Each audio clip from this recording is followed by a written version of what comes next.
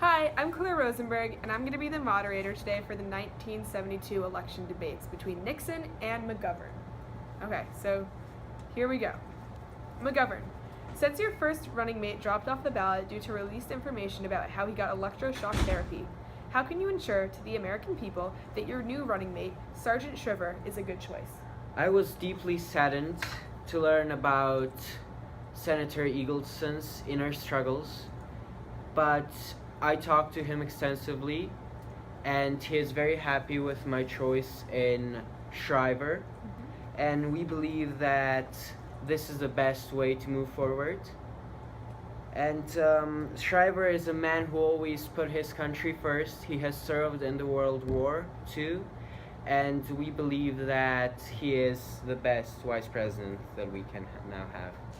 Nixon, you recently implemented a new economic policy that put a 90-day freeze on all prices, wages, and rents, suspended the conversion of dollars into gold and other reserves, imposed a temporary surcharge on imports, and proposed tax changes to stimulate the economy. This has helped stimulate the economy, but it isn't enough.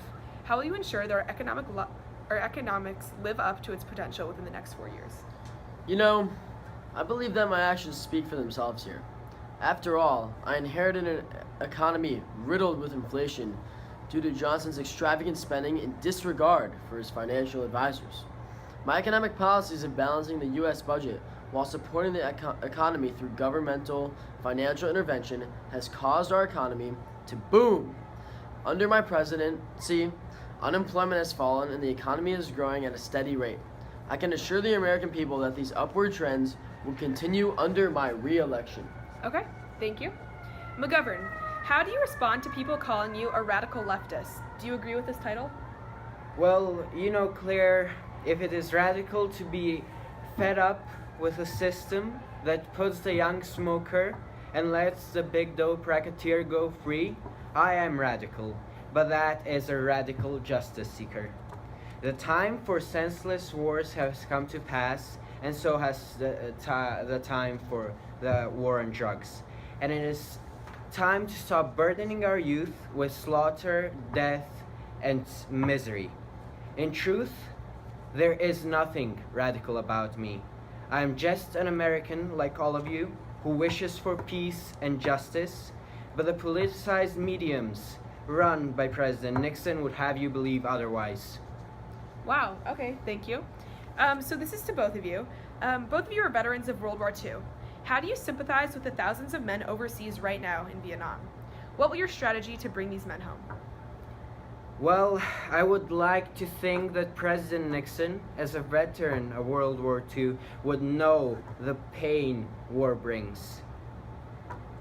I wish nothing more than to have our heroes back home, and that is why I have been in strong opposition to this needless war in Vietnam since day one. This war has been an unnecessary act of aggression that has cost us countless lives and has given us nothing back. If I were to be elected president, I would ensure to end the war in Vietnam on day one and get our brave heroes back home as soon as possible. And Nixon? Well, Claire, as I was sworn in office 4 years ago, I made one simple promise, which was to achieve peace with honor. I have made consistent strides throughout my time in office to help defuse the situation in Vietnam and evacuate our troops, but achieving stable peace takes time, and unlike the rashness of my opponent, I wish to leave Vietnam having stopped from the spread of communism and having ensured the safety of the southern Vietnamese from the threat of the northern Vietnamese communists. Okay, thank you, Nixon. This one is again to both of you. In recent years, crime rates in urban environments have only gotten worse, with innocent men, women, and children fearing for their safeties in everyday life. What are your plans to help prevent crime and keep the peace in our nation? Well, I've always made it my primary concern to be tough on crime. My efforts in ending poverty and the drug war have already drastically improved the quality of life in urban areas. Though there is still much to be done, if America keeps following the path I have set out, we will soon eradicate the blight of drugs and crime from our cities. McGovern, how do you respond? Claire, as I like to say, the president's war on drugs has killed more than the drugs themselves.